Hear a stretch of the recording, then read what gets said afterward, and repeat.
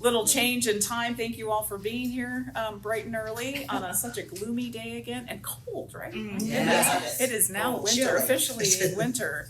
And that's okay because the next series that we're starting today is our Healthy Holiday Recipe series. So I love that some of you are already decked out in the Christmas spirit. I had some Christmas music playing a little earlier. Christmas is my favorite time of year. There's so much that's so beautiful about it, but especially when it comes to the food, right? Like it's super delicious. Did everybody have a good Thanksgiving holiday? Like we just kind of finished one gourmet kind of holiday feast, and we're moving into the other. And I always say, not just because of what I've been doing for my whole career, which is teaching people about how to cook healthy and how to eat healthy, but when it comes to the holidays, there is this instant like stigma of we're going to overindulge, we're going to eat things that are not healthy for us. And there's just that kind of dynamic that's kind of negative and that shame and all the judgment that goes along with the festivity and the positive and the happy of it. So I often say, if we learn how to cook healthy throughout the year, then we can still continue to make good choices even when the holidays are here. And there are foods that are just meant to be enjoyed and celebrated. I love eating pumpkin pie when it's not Thanksgiving. That's one of my favorite things. So I would like to say, yes, we're focusing on sort of healthy for the holidays, but really when you think about it, I often tell people too,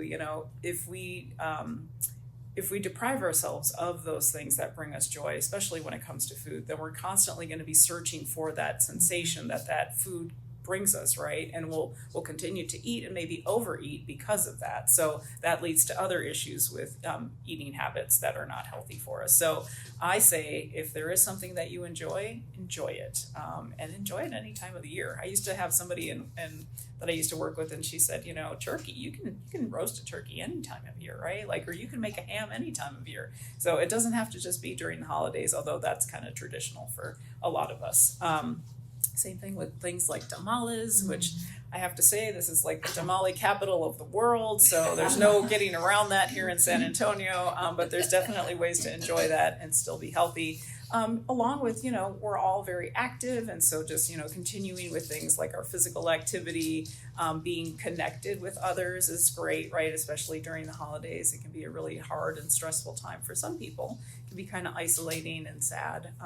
Especially maybe if you've lost a loved one or if you're just kind of by yourself, make sure that you're finding connections with people because it's really important during the holidays to stay connected as well so we can stay healthy and positive and all of that. But today, so what I thought I'd get it started off with, we're not only focusing on sort of healthy holiday recipes, but I tried to make them all plant-based because that's a big thing right now, but it's also an easy thing. It's pretty cost effective. It's easy to find, although I will say one of the ingredients today is a little trickier to find because it has a short season, but you can still find it. And so what I thought we would do today, there's many of you know when you're cooking holiday recipes, sometimes these are the recipes that you just kind of bring out and you just like put all the stops out, right? Like they're the fancy recipes that you make maybe once a year. Maybe there's multiple parts. They're not kind of the quick go-to ones that you might be doing in your regular routine. This one's a little bit like that. But as we've talked about in past classes, some of the things, the tips and the tricks that I've taught you all is doing things in kind of increments or doing things ahead of time so that you don't have to do a full recipe and exhaust yourself all in one sitting. So you can do a lot of that today. And some of the things that I'm going to be showing you I've cooked ahead of time just because the recipe has multiple parts. But let's dive in. And so you can see on the screen behind me, the recipe we're going to be making today is a maple roasted delicata squash with apricot quinoa and sauteed spinach and apples. So it has a lot of great things in it. It has quinoa, which is kind of a delicious, healthy whole grain that's gluten-free, great source of protein. We're going to add a few things to that. I'll walk you through how I made that. It has this beautiful delicata squash. Has anybody cooked with this before or seen this type of squash before? Okay, a few of you, but not too many. This I was introduced to a few years back when I worked in restaurants, and I had never seen what it looked like, never tasted it, and I was like, what the heck is that? But a delicata squash is this beautiful kind of cylindrical squash. You find it typically starting in November. Okay, my burner is good. I'm just going to turn that down. You find it typically in November. This one I found at Central Market. Shirley mentioned Natural Grocers has them. H-E-B had them for the longest time before Thanksgiving, but right now they're out of stock. You might still find them because they're typically available through at least March, sometimes up all the way through June. But they have this beautiful kind of stripes on them. Typically you'll see them as green stripes. This one just happens to have orange stripes. They come in different sizes. Sometimes they're even smaller or even skinnier, but they're really delicious. They're a great source of potassium, fiber, obviously, and they're really, people have described the flavor as like a cross between butternut squash and maybe like a sweet potato. So they have this nice kind of sweet, naturally sweet, almost creamy interior flesh, but the skin is really thin too. So when you cook it, you can eat that. It's edible as well. So this is what it looks like when it cooks up.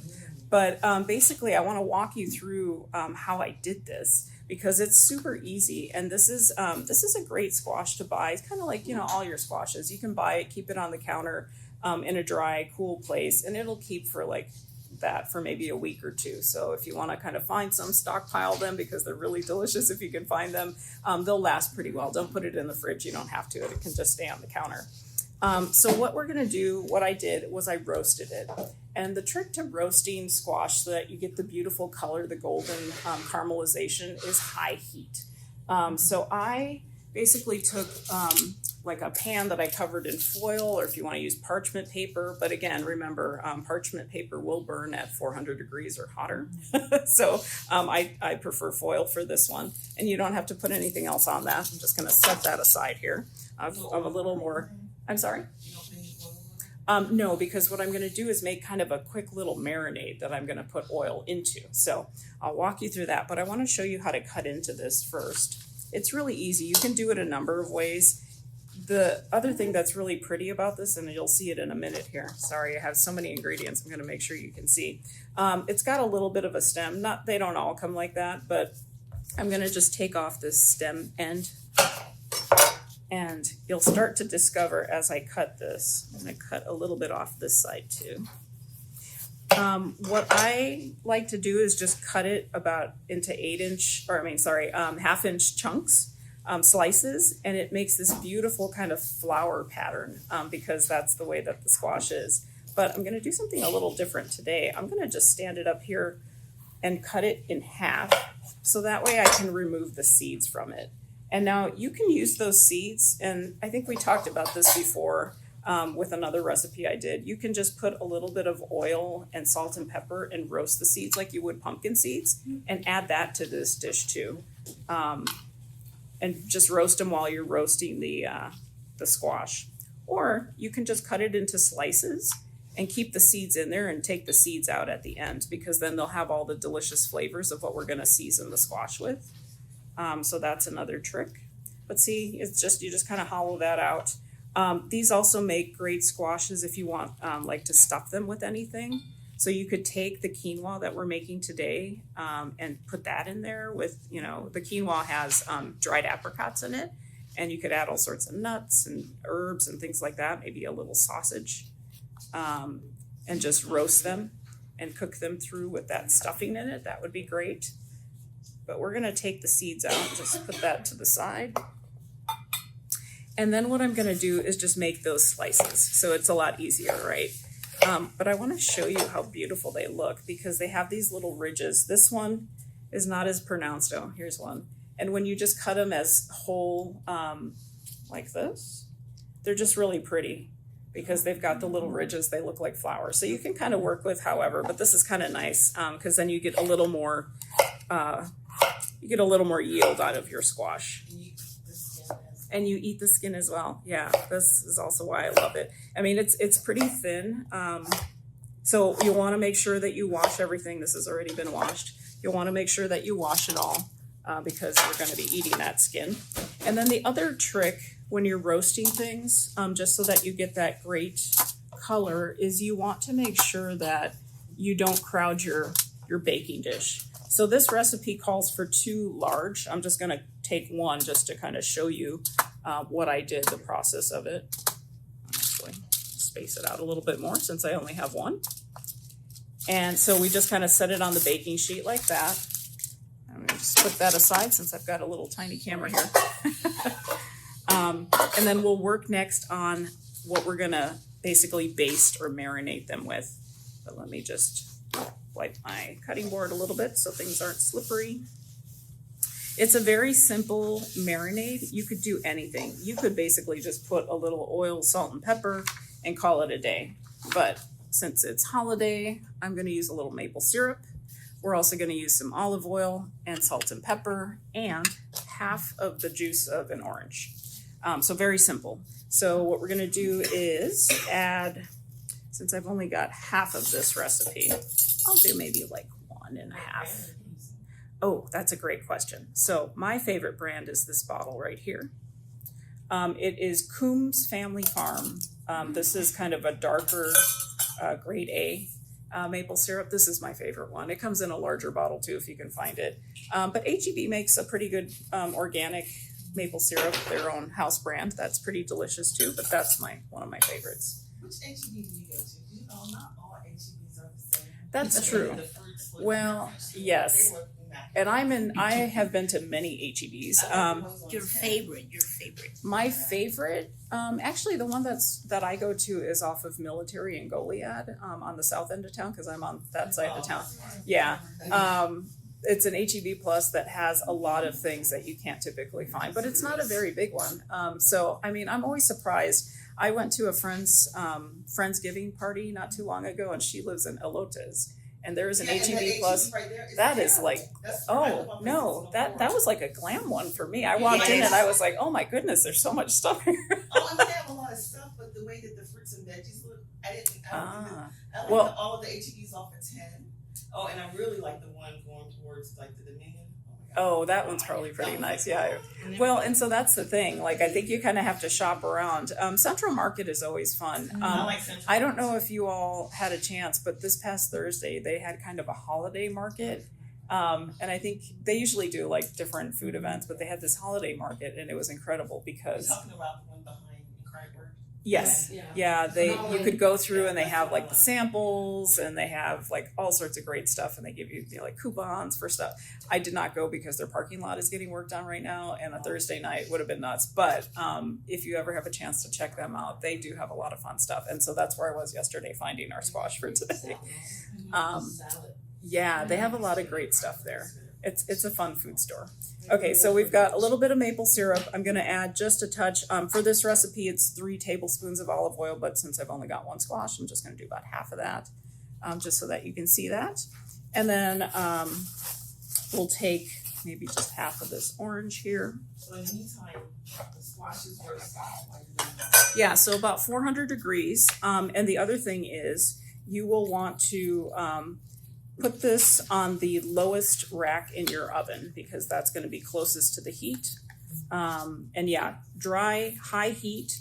We're going to roast it for about 20 minutes on one side, and then take some tongs or a spatula, flip it halfway through, and then finish roasting it off for maybe like another 15 minutes. So I think in total about 30, 35 minutes, just depending on also how many or how thin you sliced your squash. If it's a little bit thinner, you're going to go a little bit less time. If you cut them a little bit thicker, you'll want to roast them a little bit longer. But the key to this beautiful roasting is to, rotate them halfway through or flip them halfway through so you get both sides coated in that. And then I'm just going to do a little bit of just regular salt and black pepper. And you could add in maybe some cinnamon if you wanted to. You could do whatever, but I kept it pretty simple. And so you just have kind of almost like a little vinaigrette here because it's oil, some citrus acid, right? The maple syrup for some sweetness. You could also double this and then just have some to drizzle on everything when you finish up the recipe. That would be kind of nice too.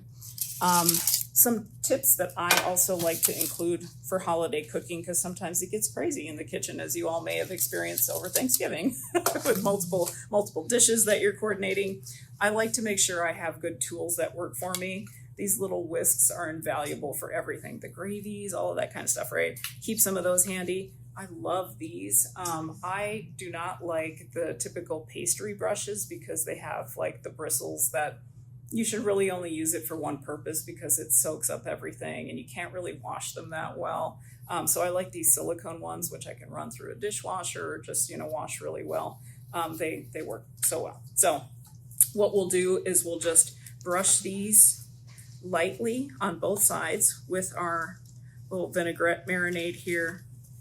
And I mean, this looks really good right now, because it's got kind of the nice thickness from the maple syrup. And yeah, you could add all sorts of spices, do kind of a holiday theme. You could maybe do a little bit of cinnamon, nutmeg. What are some other Christmas spices that you guys like to use? Pumpkin spice. A pumpkin spice? Yeah. Allspice. Allspice would be great. They use clove. Clove, yeah. Clove would be great. Yeah, the cinnamon sticks, just boil that. Yeah. It's so good. Yeah, totally. You could do all of that. That would be great. So we're just gonna do the back side now. And this should be like the amount that is in the recipe is 3 tablespoons of oil, 2 tablespoons of maple syrup, half a teaspoon of salt and black pepper, and then the juice of half of an orange. And like I said, if you'd like to double that to drizzle some when things come out of the oven, that would be great too. So yeah, just put this on the bottom rack of the oven, bake that 400 degrees, 20 minutes, flip them over another 15, and then you can either turn off your oven and let them stay warm in there, or this also works beautifully at room temp or even a cold salad the next day. So it's very versatile in that way, and that's what I love about it too. So I'm gonna just set this aside so we can move on to the next thing. But I love the shape, I love the flavor of that, and I'm excited for you to try that because this is essentially what we get at the end. So we have all these beautiful colors. Yeah, yeah. And again, the skin is edible, so we're gonna be able to try that. And Rosie, I'll hand this off to you, or maybe I'll hang on to it. If I have room in my pan, I'll warm it through a little bit just since it's a chilly day. And then the next thing I wanted to show you is the quinoa. So I've already cooked it, but I wanna talk a little bit about quinoa. Who has cooked with this before? A couple of you? Okay. It's interesting. This particular brand is just at any H-E-B. It's their organics brand. It's a white quinoa. It also comes in a red, but I could not find that.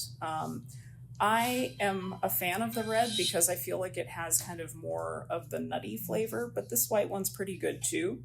Sometimes you'll see like the smaller Central Market bag. H-E-B had this in this small bag for about $5-6, and then they had a larger size, about double the amount for about $11.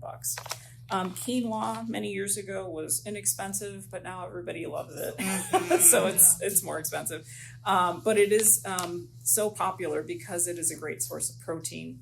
It's a delicious grain that can be favorable for those who can't do like your brown rices as whole grains because of the gluten and all of that, right? So it's a gluten-free, great high protein grain.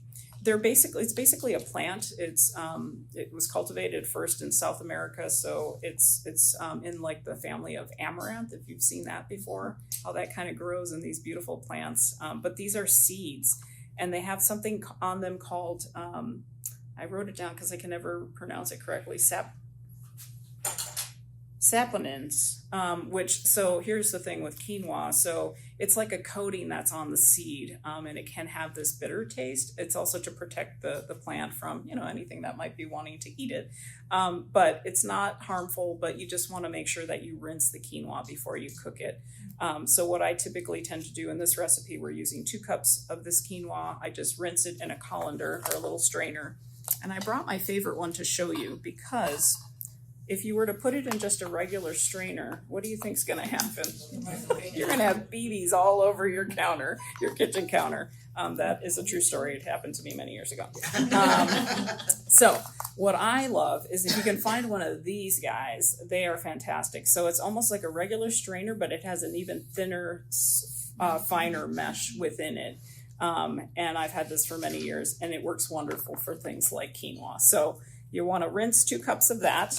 I'll pass that around too, because the other thing I want to tell you is don't follow the instructions on cooking on the back of here. I have never had this problem, I kid you not. I've been cooking for more than 20 years, and I bought this quinoa, and the first time I cooked it, I was like, why is it so mushy? I followed the instructions. So what I do now is, and what I did for this is I bring, the other thing I used is vegetable stock. You could just cook it in plain water, but I rinsed 2 cups of the quinoa and I set it aside. And then I took 4 cups of our vegetable stock and 2 teaspoons of olive oil. And I put that in a stock pot, a little small pan, and just brought that to a boil on high, just separately without the quinoa. Once it comes to a boil, I added the quinoa, and then I just turned it way down to low and just let it sit for about a good 15-20 minutes. Most of the moisture has been absorbed, and you don't want to go any further than that, because once you take it off the heat will continue to cook it. And so you don't want it to get to the mushy stage. I'm having Rosie keep an eye on our stuff back there so it doesn't continue to cook, but we want it a little warm for today. But that is the great way to cook this, because it was so strange. I've never had that happen before. I'm not sure if it's this particular brand or this size or something. But I don't know if you all have run into that experience before. I know grains can sometimes be a challenge for people, and that's why they don't tend to cook with them or eat with them, because they end up with this mushy thing, which is okay. What I ended up doing with that batch was turning it into like little cakes, and putting all sorts of things in them. So can never, doesn't have to go to waste. But it was kind of an interesting experiment because I was not expecting that to happen. So anyway, so that's how I cooked that. Partway through, once it's done and I take it off the heat, the other thing that I added to it was apricots. And so I just took about a cup of just dried apricots that I diced. You can probably buy diced already apricots to save yourself on some time, but I like these whole because I'll end up using them for like cheese boards or something else throughout the holidays. So always keep I have kind of a variety of dried fruits in my house for that very purpose. You could use anything dried. You could use cherries. Tart cherries would be nice in this, or cranberries are pretty popular during the holidays, but I chose apricots just because, they don't often get used and I like them. So I just put a cup of that just as I took it off the heat, put that in because they're dried, so they'll kind of reconstitute and get a little nice and silky, and add that delicious flavor to your quinoa. And then the other thing I wanted to point out that I added at the end was thyme, fresh thyme. And you all know me, I like to use a lot of fresh herbs. You could also use dried thyme, just use a little bit less, but we used 2 tablespoons of fresh thyme. And I wanted to show you something. So typically when you buy fresh thyme, it comes on these stalks that are almost like stems, and it's pretty dry. And you just take the little leaves off of that. And that in itself is kind of a little bit of a project, but they come off fairly easily. Then you just use the leaves? And you just use the leaves. This, however, surprised me as well. So I opened the package and I was like, this looks like microgreens. What's going on here? It's just a fresher version of thyme. So the stems are almost like very, very fresh. As you can see here, they're not dried at all. And so it's a little trickier to pull the leaves off. So that was a bit of a task last night. But they have these beautiful fresh thyme leaves. So I don't know if a few of you I think have mentioned you have gardens. You can grow this, and this is probably how it first comes up. It's very fresh. Yeah, so I want to pass this around so you guys can see, because when you go shopping and you find it, H-E-B recently changed their brand that they pack, and this Soli brand is a new one. That's their only option that they have now, but they have some really nice stuff. But they have other options. They have some that are, at least the one that I go to for 6 months, they have different brands. Okay. Somehow the one at mine, they've all switched over to this brand, but it is interesting. So you'll see either this style or the one that's a little more drier, but it's still a fresh herb. It's just more on like a stick stem, and it's just a lot easier to pull off. So yeah, all of that went into the quinoa along with a little pinch of salt and pepper. Does anybody know why I would have added the 2 teaspoons of oil to the vegetable stock for that quinoa? Yes. So anytime I cook with grains, I like to add a little bit of some kind of fat. Usually I use olive oil, just so that, you know, when you get that perfect kind of fluffy grain, they're separate, they stay individual, they don't kind of clump together. Anything like that as you're cooking it will help with that. So that's what I did for that. So let me move some of this out of the way so we can move on to the last part, which is going to be the sauteed spinach and apples. So is the quinoa, is that considered veggie and then tzatziki? What is It's a grain. It's considered like a rice. like a rice, like a substitute. It's still going. We're still going. Okay. So the last thing we're gonna do is we're gonna pull together all this other beautiful stuff for color. This is a great dish to make as to put on a big platter, and that's kind of how I'll present it. So the next thing we're gonna do is we're gonna saute some leeks and some apples with a little bit of spinach and then also some orange. So all of these flavors are very holiday, but very easy. You can fairly easily find all of this stuff. Has anybody cooked with leeks before? Okay, some yes, some no. Okay, I'm going to show you. So leeks are delicious. They're basically like a giant green onion, but they have just like deeper, richer flavor. They look like a green onion, right? They're just bigger. Can they get slimy? No? I've never had them get slimy unless maybe you've had them too long in your Yeah. fridge. Maybe I had something else that someone made. Okra. Okra, yes. No, Okra gets slimy, yes. So the sad thing though, when you go shopping and you select a leek, you want to get one that has, see this, it's like a green onion. It has that white and then it turns into the dark green. This is so tough. However, you cannot eat this. You can use it for like stock if you want to make a veggie stock, and that's typically what I'll do. But try to choose leeks that have more of this white. So if they go up a little bit higher, that's great. I like them when they're a little bit thicker. This is kind of a skinny one, but the ones that I've already cut and rinsed were kind of a little bit chunkier. But yeah, so we're basically gonna take the roots off here. Let me just kind of toss that in my trash bowl. And we're gonna cut just to where the white meets the green, and so we're gonna set that aside because we're not gonna cook with that. But since they're grown in the ground, they do have a lot of dirt and grit in them, and so you can see there's a little bit of dirt in here, right? And we don't want that. So what I tend to do is I'll cut them in half and then just slice them into these little half moon shapes. And I will put them in this colander, and my lovely assistant Rosie today will give them a quick rinse for me in my favorite strainer. So yeah, see, you'll see a lot of that dirt, but we want to get that out. So I'll have her do that quick rinse there. So I'm calling your Chef Rosie. Oh, yeah. That's right, sous chef Rosie.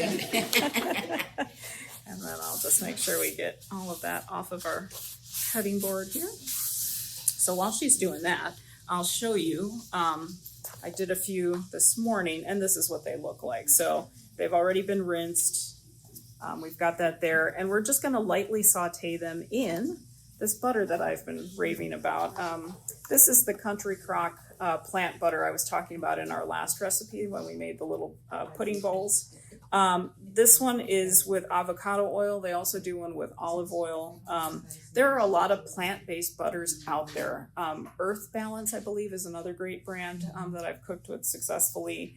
Trader Joe's carries a lot of other ones now too. There's just so much that's been developed when it comes to plant-based ingredients. So experiment, but this is one of my favorites just because it works and acts a lot like margarine and butter. So I use it quite a bit, and it has good flavor. So It tastes like, I bought it last week because, and I was pleasantly surprised that it tastes more like the Country Crock, like Mhm. the normal. Tastes like regular. yeah. So I'll pass the box around in case you guys are curious to see kind of what's all in it.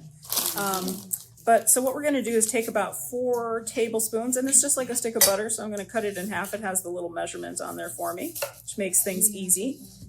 Everything easy, right, as we're cooking for the holidays. Okay, so my pan is nice and hot now, or my skillet. Last week we were having some issues with the other skillet not balancing correctly, and it was crazy. Okay, so we're gonna just let that melt a little bit. Turn this up a bit.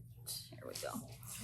And It's like onion tastes strong. yes, so leeks have a very similar. They're in the onion family, but I think they're a little more mild. And so you'll find like soups that have leeks in them, stuffings that use leeks. You see them a lot around the holidays. They just have a nice, just a nice smell and a great flavor.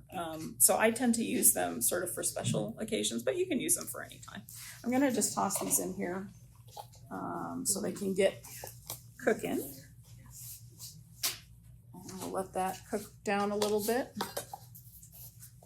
And then the next thing I'm going to introduce you to is another new ingredient, which is one of my favorites. Yeah, thank you. I have so many lovely assistants helping me this morning. It's great. Okay.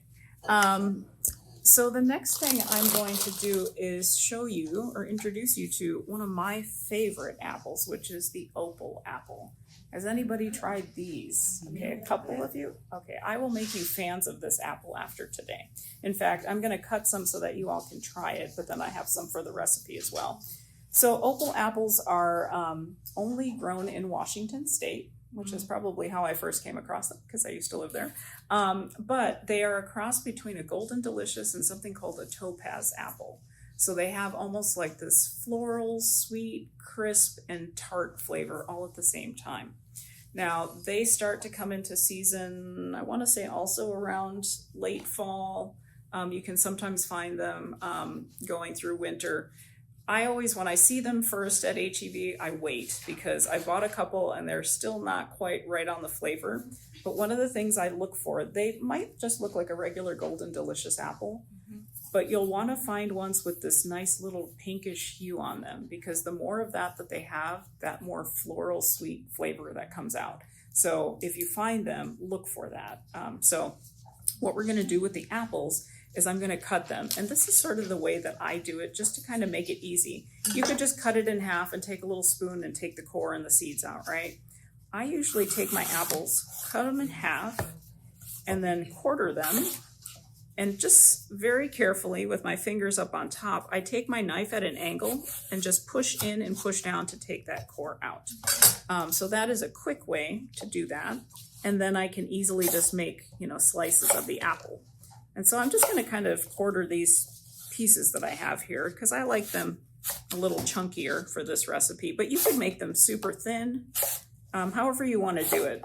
If you made them a little thinner, you'll have more in this recipe, obviously, right? More yield. But I am just going to do this because we've got kind of a smallish group today, and I want to make sure everybody tries this, but we should have enough for everybody. So make sure this is all the way on, and give this a little stir. My butter is melting, my plant butter, I should say. And you basically want to hear a little bit of the sizzle. This burner's pretty hot. It's taking a little while for the sizzle to happen, but it will. So I want that to cook a little bit, and then I'll add my apples to it. But in the meantime, I'm gonna just set them over here, and then I'm gonna slice one up so you all can try it. I'm gonna use this one for here.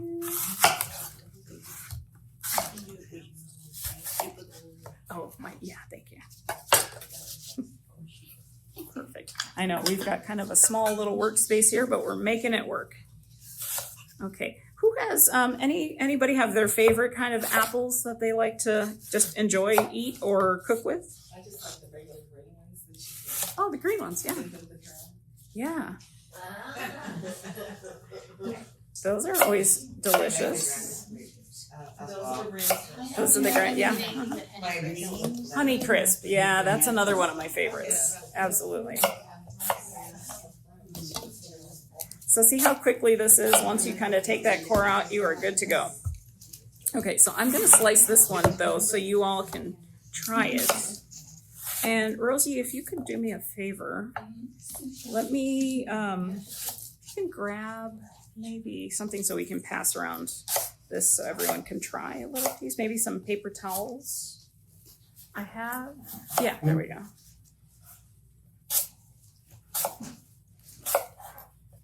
I just want you all to just try the apples separately.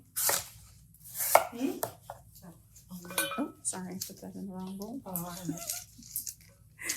You have two options. That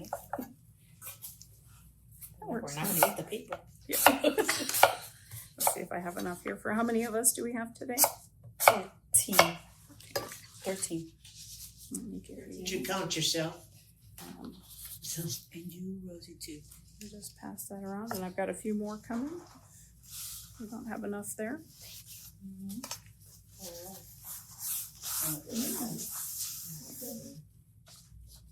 I won't have you taste it like I have the kids taste it, where I make them close their eyes and smell it. But you could if you wanted to. These are good. Yeah, they're pretty tasty. I think maybe another couple of weeks and we'll be good to go on them. But yeah, they're pretty good. Okay. And how do you spell, is it like opal? Like the stone, yeah. OPAL. Yes. Okay. Now we're cooking. I see that. Everything looks so pretty. Yeah.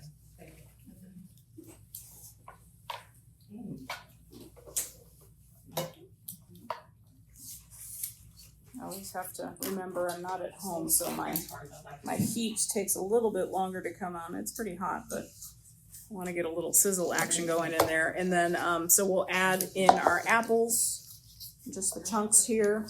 One thing you could also do is if you didn't want to add the apples in here, you could roast them along with your squash. And that would give it great flavor too. So you would use that same marinade, maybe double it, and then just add your add your apples as well as your squash, and then just cook that all together in the oven.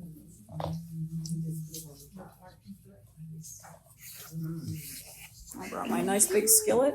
Hope all of this fits in there. Okay.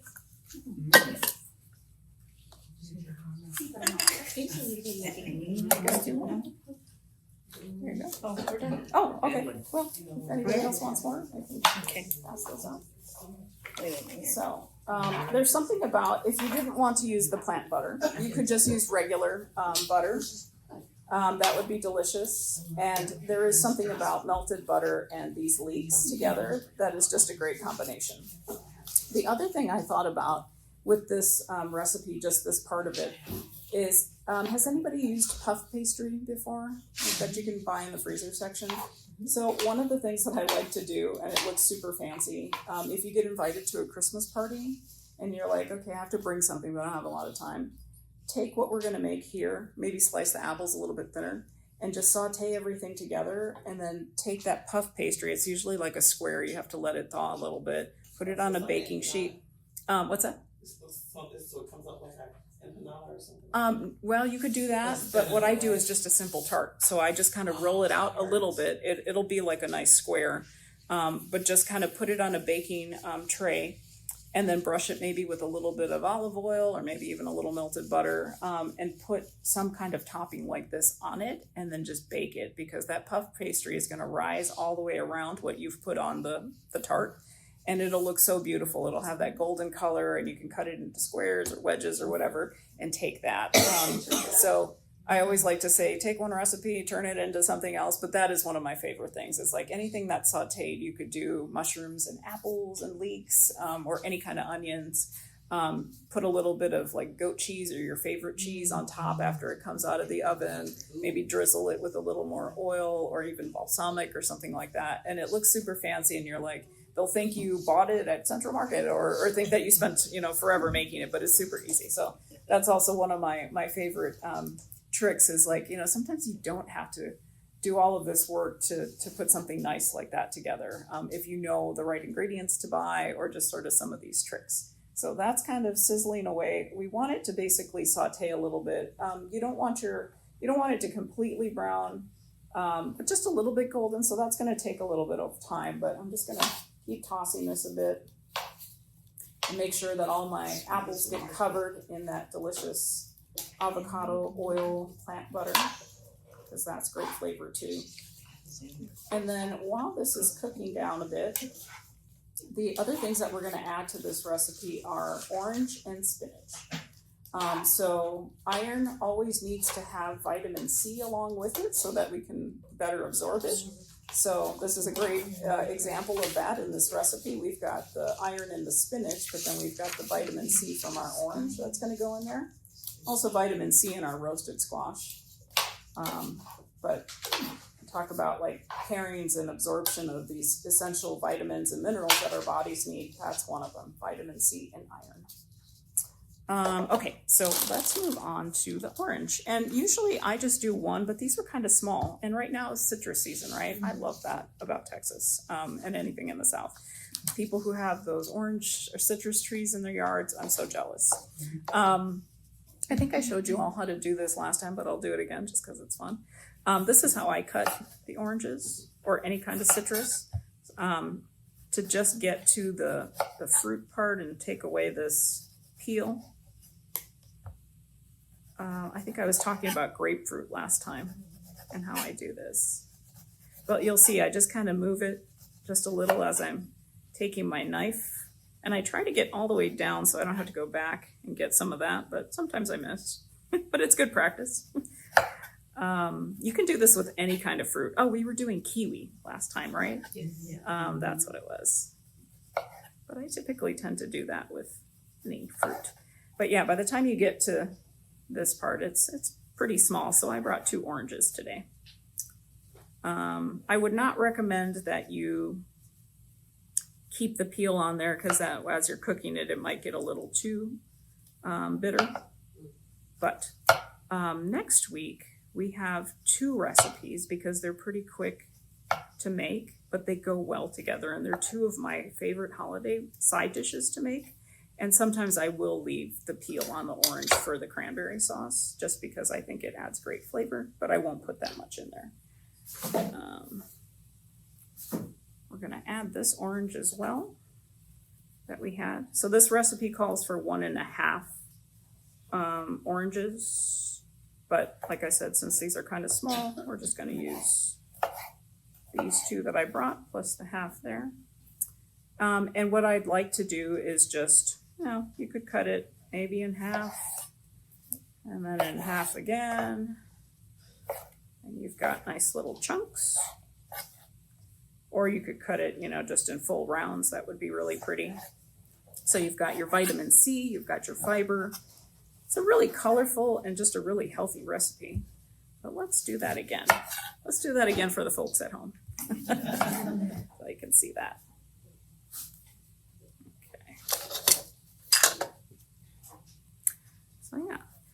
When I was in culinary school, one of the things that we had to do was just practice doing a lot of this. And then when I spent many years doing catering, the repetition of doing this, I had to once do like cases and cases of mangoes. And it was just, you get good after a while. But it was just, cases, they'd say, go buy a big bag of potatoes or onions and just practice. And then they would test you at the end of the semester, how quickly you could cut everything. And there were certain things you had to cut through. Yeah, I failed on the shallot because I overthought it. And I was like, cut it like an onion? No, I don't know. My instructor at the time, who's a good friend of mine, still said, why did you cut it that way? I was like, I don't know. I wasn't thinking. I was like trying to do everything so fast. I overthought it. But this is a very quick and easy way to take that peel off. And then we have all these lovely, pretty much uniform chunks, right? And that's another thing too. That's a basic in cooking. So you always want to make sure that you cut things about the same size, because otherwise what happens? Some take longer, some take less, yeah. So, yeah, and that's really just the leeks and that plant butter. I mean, you could just put some kind of I don't know, almost like meat almost, right? Okay. I think it's the leeks. There's just something very distinct about that smell of What sauteed is it leeks. called? Like, cause you can go to grocery stores and you can buy it all together. When it's like the onions and the celery and. Oh, Carrots. a mirepoix, yeah, Oh, okay. so it's, And like if you just, put a little, I love that smell. that is Like one of really the, salty, yeah, salty. there's a lot of different cuisines around the world that kind of have their trinity of those Yeah, things, because it's always three things, right? It's like Right. celery, onion, carrot, or whatever, but there's Yeah. different varieties of that. Yeah, and it's kind of like the base of something, a dish, a traditional dish, and there's all different ingredients that are used in that, but there is something just delicious about the smell of that. A lot of it, I think, is the onions, but then if you think about like sauteed carrots have the sweetness that kind of come out.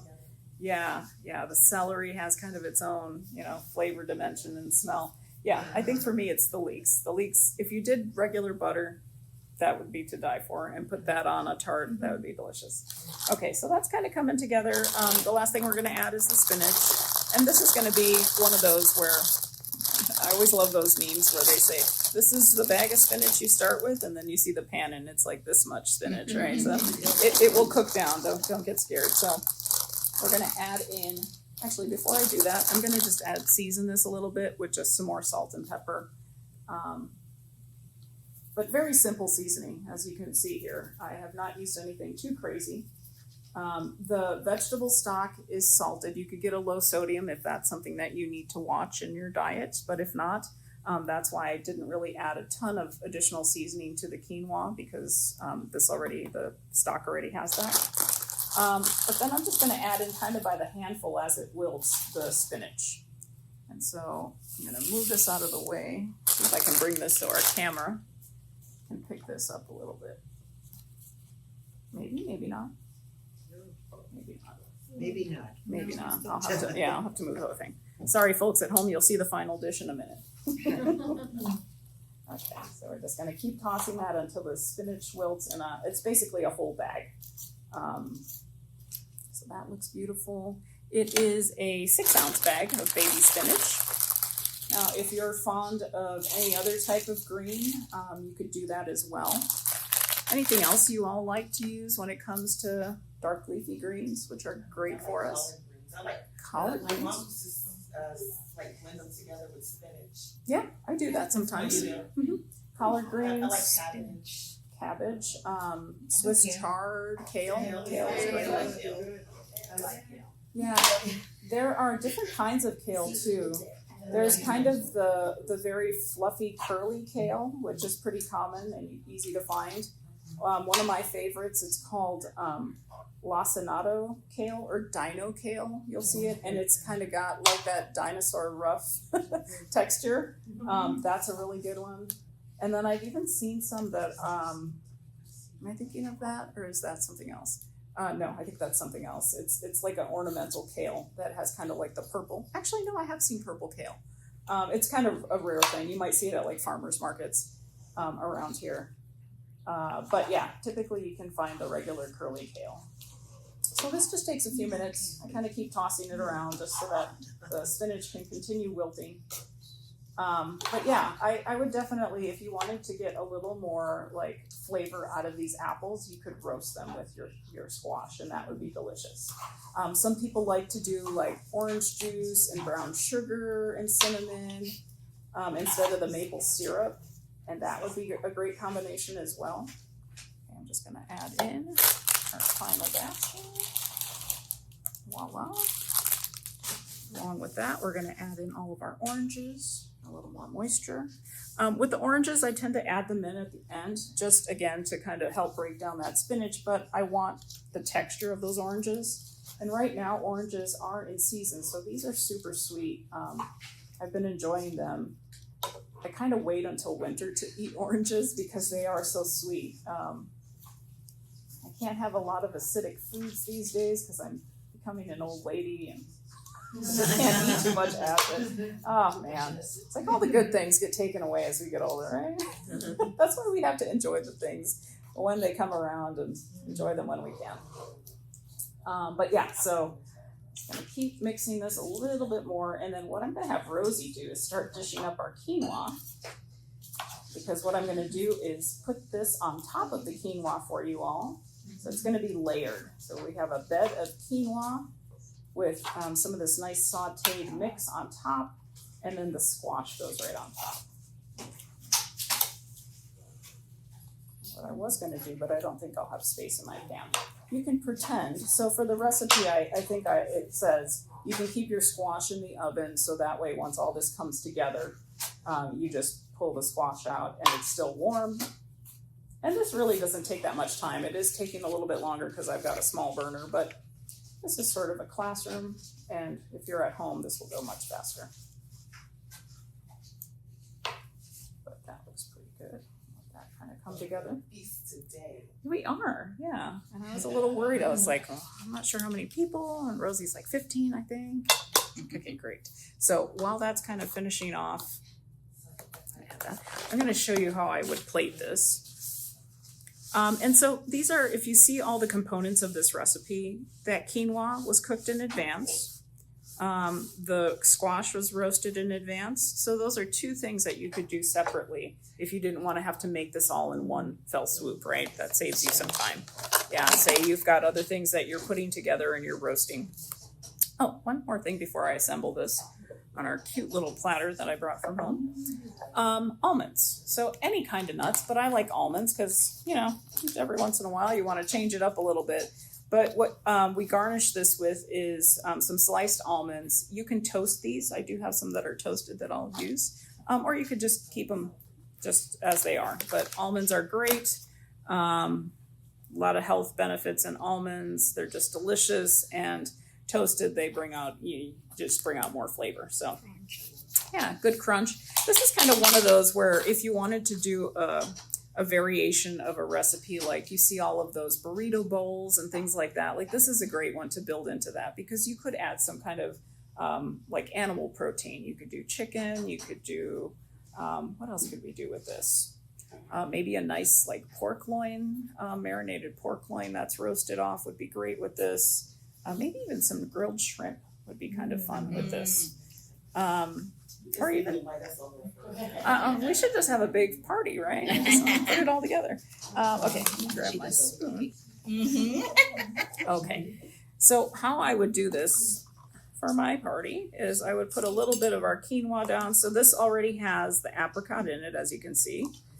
It also has the thyme, the fresh thyme. And, you know, since I think we've got the thyme floating around here somewhere, I might use that as a garnish on the top as well, just for a little more color. So it's supposed to flake off like rice? Yes, not mush, not clump. Yeah, that's how you want it, like this. Yeah, so for some reason, yeah, when I did it that way the first time, I'm like, wait a minute, I have never had that happen. Yeah, and maybe that's why I didn't like it either. It's almost like, oh, Yeah, exactly. So the trick is, you know, boil your liquid first with a little bit of that oil, and then put it in. And really, you don't want to put it in a big pan. Put it in sort of a smaller, I had kind of a smaller stock pot that I cooked it in with the lid. But you're basically like almost steaming those seeds, right? What they are. You're steaming them until they break open and expand. So do it on real low heat. And it takes about 20 minutes. And then you just... You know how you have that steamer thing that you can put in there? Put those on top, but no, those holes are kind of big though. Yeah, they probably fall through. But if you put it in like a little dish, that's, you know, and then just put it on top of the steamer with whatever else. Yeah, if you have one of those, that would probably work. Yeah. Okay, so we've got our bed of quinoa. We're gonna add a little bit of this delicious mix on top. See, I like that. All about presentation. I mean, come on. You bring this to the table and your guests are like, wow, Mary, you spent like all day doing that. I know. Presentations. Okay, so, and I kind of do it like on top or on the sides. Oh, I have them here. I don't want to take yours. We just opened the package and just... Yeah, there you go. And then, you know, just kind of arrange these in a nice little pretty pattern on top. I kind of just sort of go like that. And then we have a little bit of our almonds just to garnish there. And if I had some time, I would stick a couple in there as well. But basically, we've got this beautiful little dish, which I will put close up for our friends at home. And it just looks so pretty. All the different colors, you're gonna have all those different textures, and they're just gonna like bite after bite kind of build together because, you know, by the time you get to the bottom in the quinoa, it's gonna be soaking up all the juices from what we've got sauteed here. So it's a lovely dish that's very easy to make. So what I'm gonna have Rosie help me out with is we're gonna plate up some of this so you guys can try everything. Get some shots of that, some action shots. And I'm really excited for you all, for those of you who haven't tried the opal apples or the delicata, to try that. So, okay, perfect. So we'll dish up here. How yours came out. Just like that. How's this? That looks pretty good. It looks pretty good. Okay, I'm gonna move this so that way